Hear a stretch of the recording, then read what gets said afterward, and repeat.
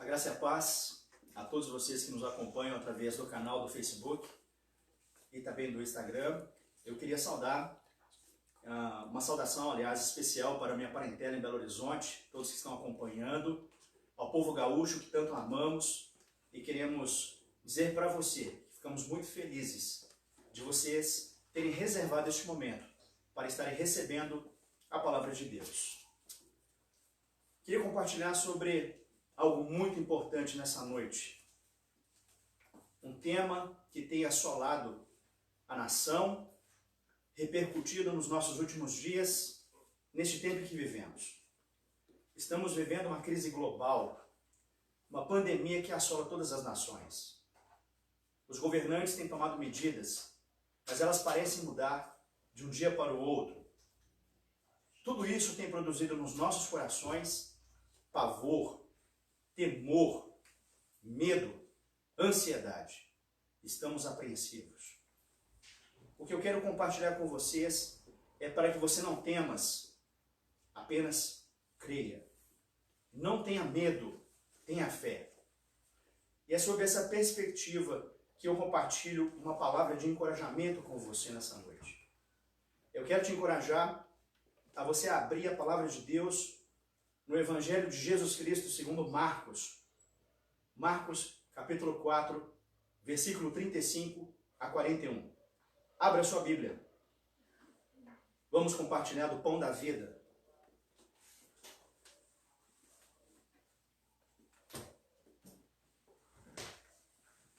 Marcos, capítulo 4, versículo 35 a 41.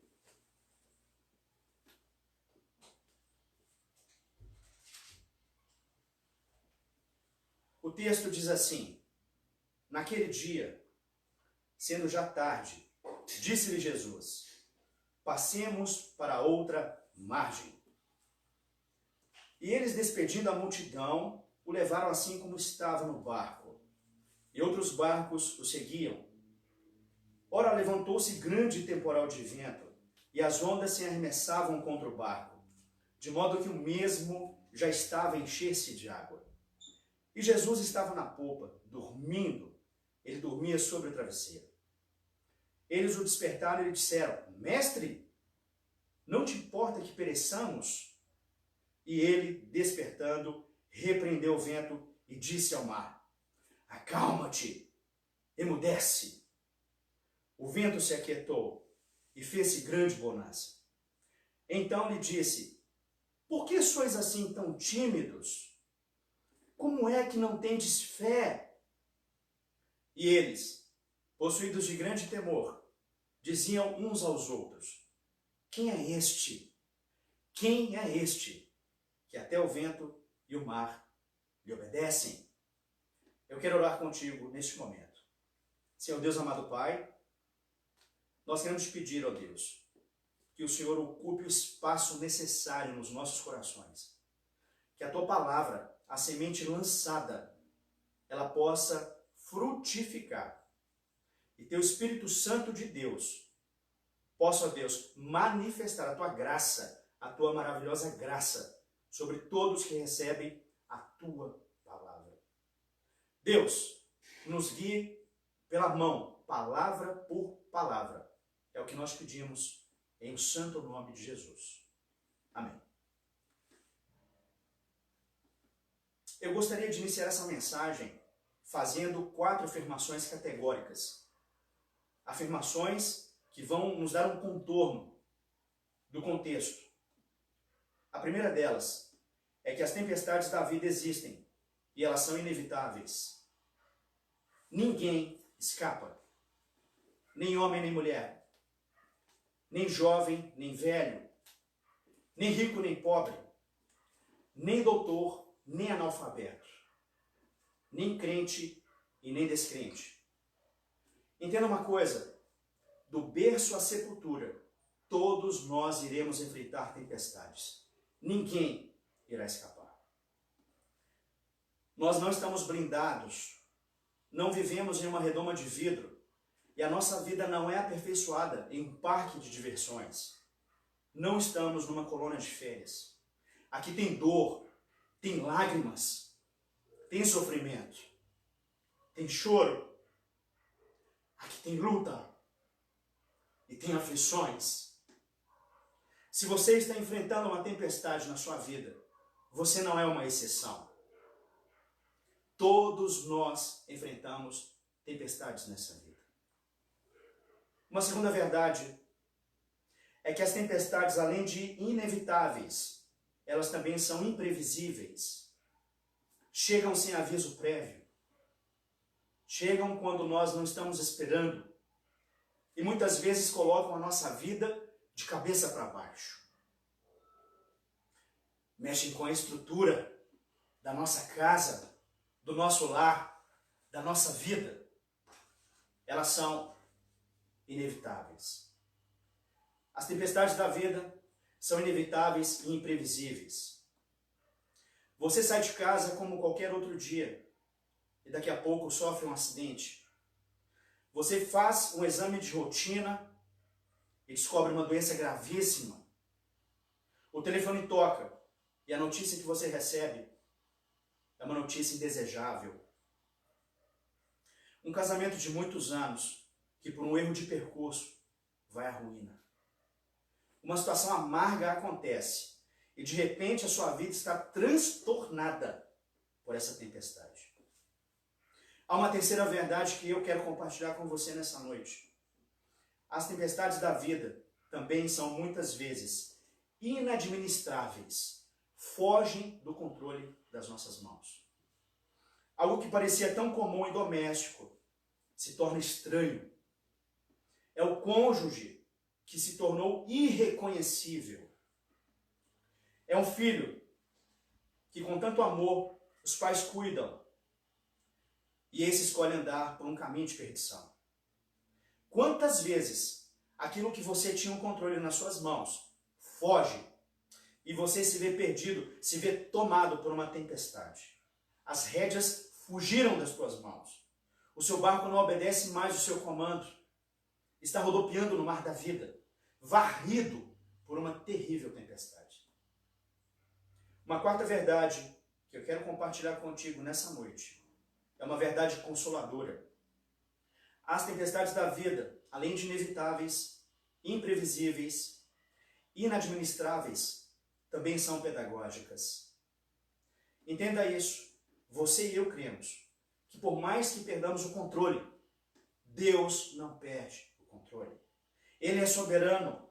Deus não é pego de surpresa. Ele não pode ser pego de surpresa. Saiba disso. Se você ama Deus, até a pior tempestade na sua vida pode cooperar para o seu bem. As tempestades não vêm para destruir a sua vida. Elas vêm para tonificar a tua alma. As tempestades não vêm para te levar longe de Deus. As tempestades vêm para que os seus joelhos se dobrem diante do Deus Altíssimo. Elas não vêm para colocar incredulidade no seu coração. Elas vêm para amolecer o teu duro coração e te fazer mais dependente de Deus. As tempestades, elas são pedagógicas, porque elas nos ensinam. Diante dessas 4 verdades, eu gostaria de introduzir ao texto bíblico que nós lemos. O contexto é claro. E Jesus passara o dia inteiro ensinando as parábolas do reino. E provavelmente muito cansado. O texto não relata o horário em que ele chama os discípulos e orienta para que eles passem para outra margem. Mas é bem provável que o horário seria tarde da noite. E por isso ele estava bem cansado. Já era tarde. No versículo 35, ele diz: naquele dia, sendo já tarde, disse-lhe Jesus: passemos para outra margem. O que Jesus está dizendo é: eu acabei de dar para vocês instruções teóricas. E agora nós iremos para a prática. Você ouve a palavra de Deus, você guarda a palavra de Deus, você memoriza a palavra de Deus, mas você aprende no mar tempestuoso da vida. É ali que nós aprendemos a depender de Deus. É ali que nós clamamos a Deus quando todos os nossos recursos já se esgotaram. É quando vêm as lutas, as dificuldades, a dor, o sofrimento. É ali. Então você descobre que Deus não perdeu o controle. Ele te dá livramento em meio às tempestades. Passemos para outra margem. Acompanhe comigo novamente o texto, porque se você observar com atenção, esse texto ele é regido por 3 perguntas. A primeira delas está no verso 38. É a pergunta dos discípulos para Jesus. Mestre, não te importa que pereçamos? A segunda pergunta é a pergunta de Jesus para os discípulos. Está no verso 40. Por que sois assim tímidos? Como é que não tendes fé? E a terceira pergunta está no verso 41. A pergunta entre os discípulos. Quem é este que até o vento e o mar lhe obedecem? Quem é esse? Quem é esse?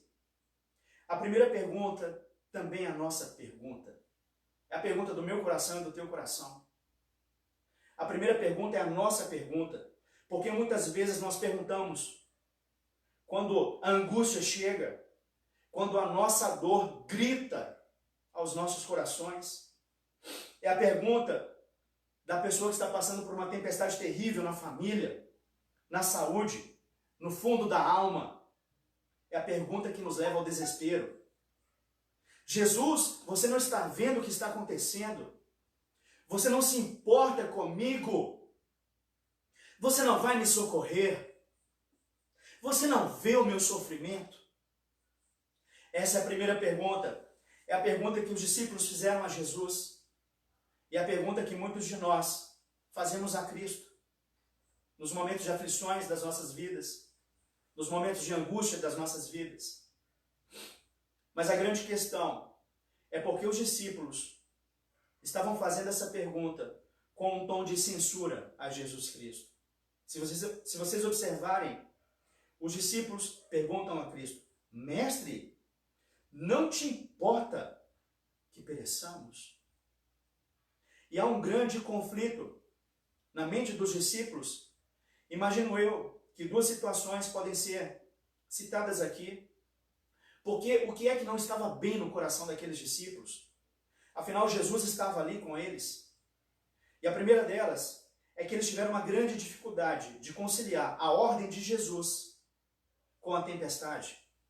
Porque Jesus ordenara, vamos para outra margem. Eles estão aflitos, porque eles não estão desobedecendo uma ordem de Jesus. Ao contrário, eles estão obedecendo uma ordem. Então há um conflito na mente daqueles discípulos. Uma segunda situação conflituosa na mente daqueles discípulos.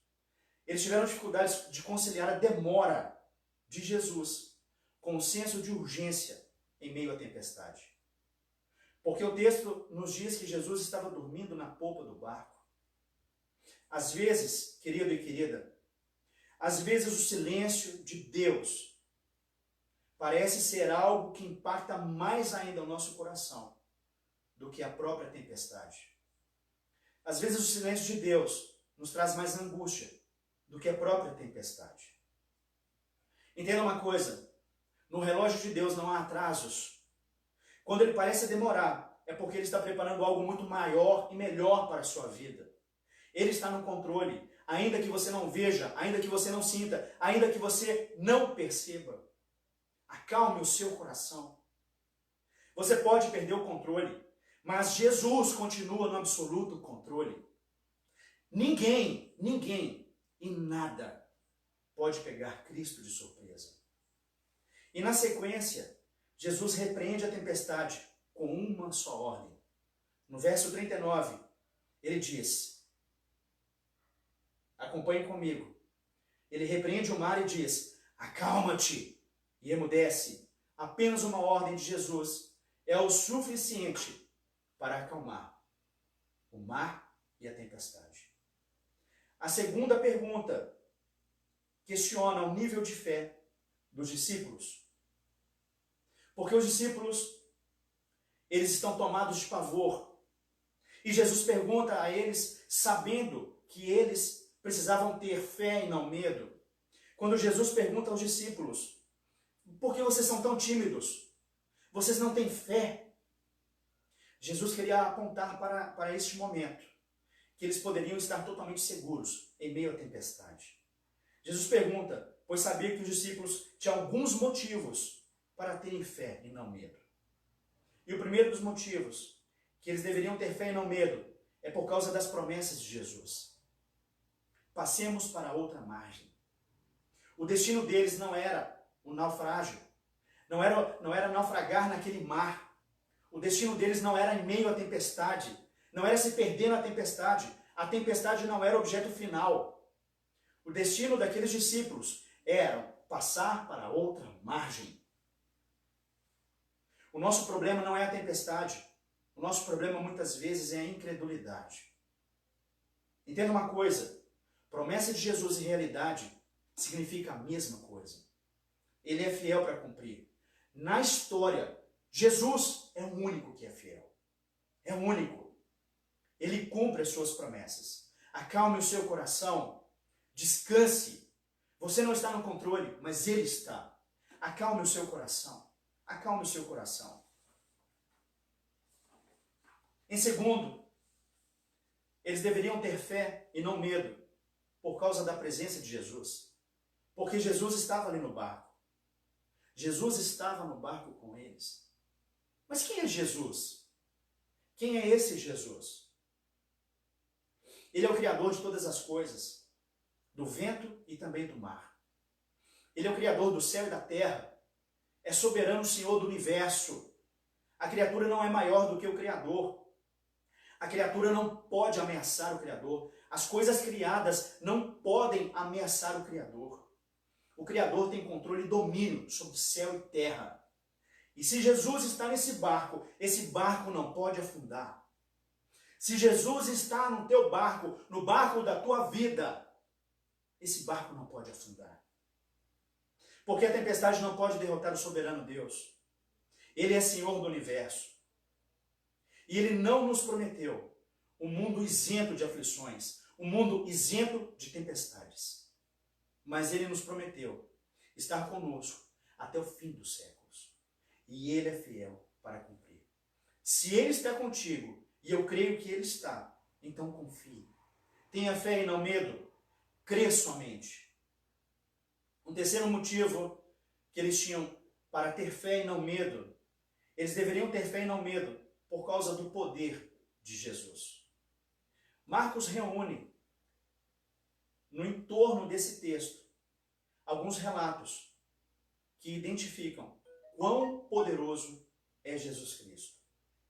Primeiro, que ele ordena a natureza e a natureza obedece imediatamente. Acalma-te e emudece. Jesus tem poder sobre a natureza. Mas no capítulo seguinte, e você pode fazer essa leitura na sua casa, no capítulo 5, quando eles chegam do outro lado da margem, desembarcam e eles se deparam com um homem endemoniado. A palavra diz que este homem era possuído por uma legião de demônios. E ele vivia distante dos vivos, porque ele morava num cemitério, entre os mortos. Esse homem, tomado por 6.000 demônios, vivia entre os mortos, em um cemitério, é liberto por Jesus Cristo.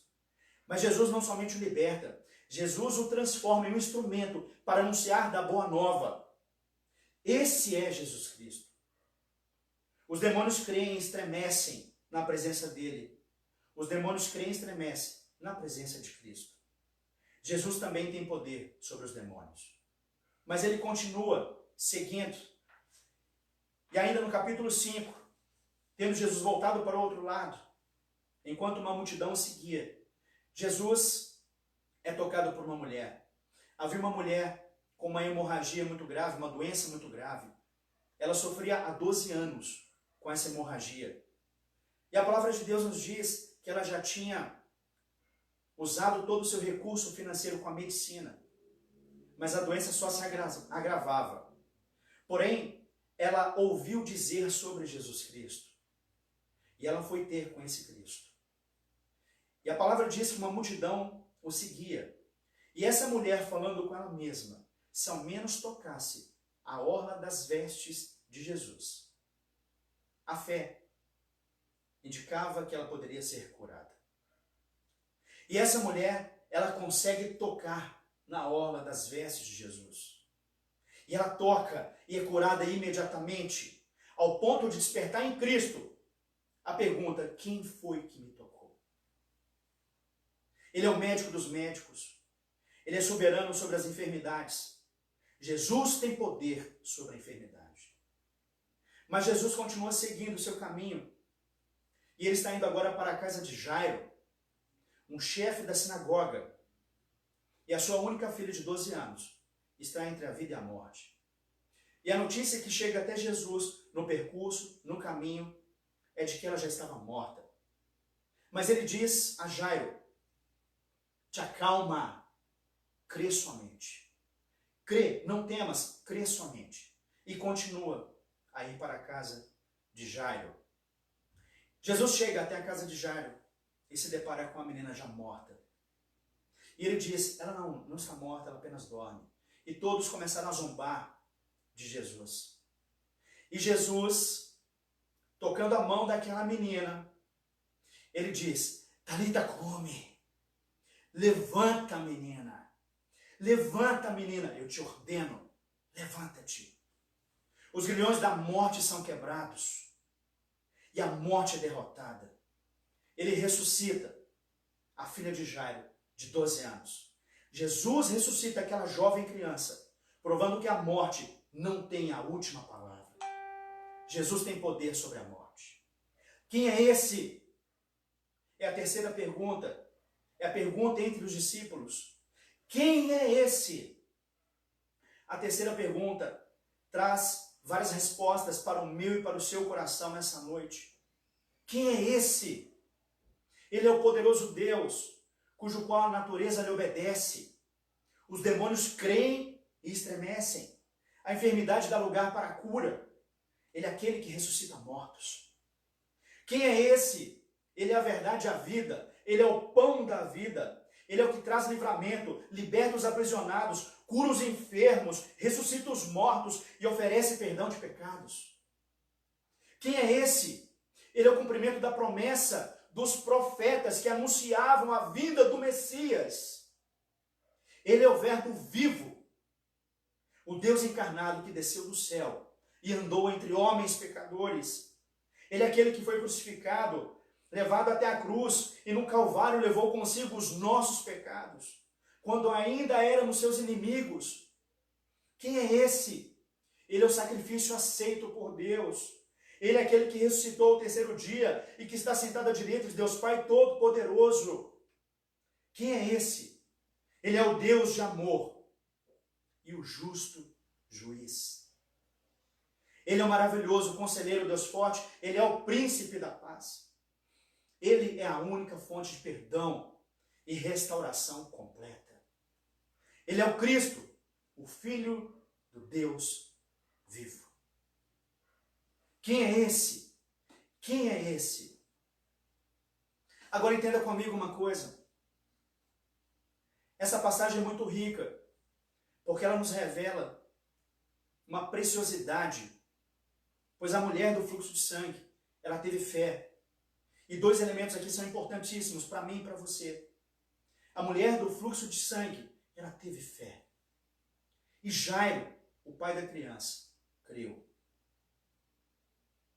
E para você, quem é esse? Quem é Jesus para a sua vida?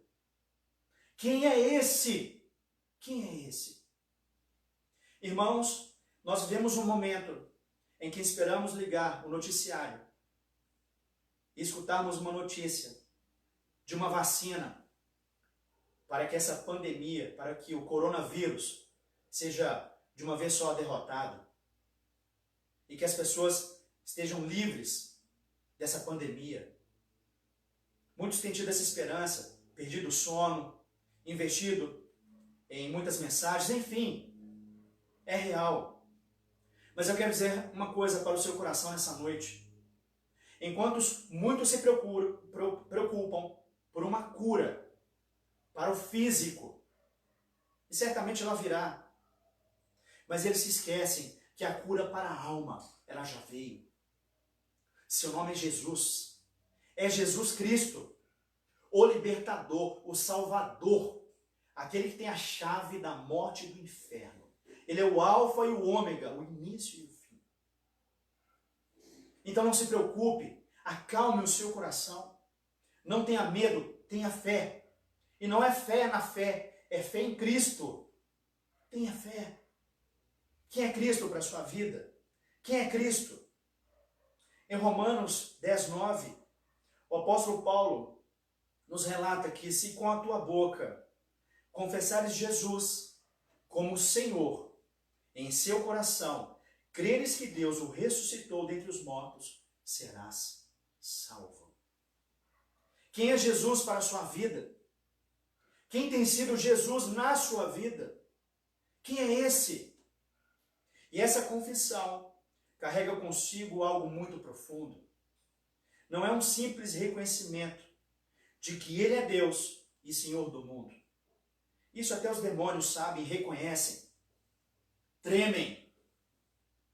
Trata-se de uma profunda convicção pessoal, sem reservas, de que Jesus é o Senhor da nossa vida.